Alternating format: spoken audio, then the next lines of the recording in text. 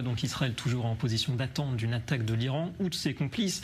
Difficile de parler d'angoisse de la part d'une population israélienne malheureusement habituée aux menaces, même si on aura noté cette évolution quand même du discours, notamment de la part des États-Unis, puisque Téhéran pourrait donc reconsidérer sa riposte à l'élimination d'Ismaïl Haniyeh sur son sol la semaine dernière, comprendre une éventuelle marche arrière du régime. Votre avis, messieurs? David Antonelli, peut-être on va rappeler que tout cela nous est rapporté par le Washington Post, donc orienté démocrate, visiblement très informé. Les États-Unis auraient activé deux leviers, on disait tout à l'heure la diplomatie et la dissuasion militaire avec l'arrivée de navires de guerre.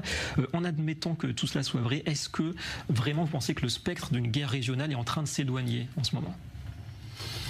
Non, je n'irai pas ça, parce que de toute manière, même si pour l'instant il y a peut-être une frappe iranienne qui est entre guillemets annulée ou mise en attente, Israël est en guerre sur 7 fronts, et il faut rappeler que ces autres fronts, que ce soit le Hezbollah dans le nord, que ce soit Gaza, que ce soit au Yémen, que ce soit les milices en Irak, c'est l'Iran qui les active. Donc automatiquement, ce qui serait intéressant de savoir, c'est qu'est-ce qui a été négocié à Téhéran.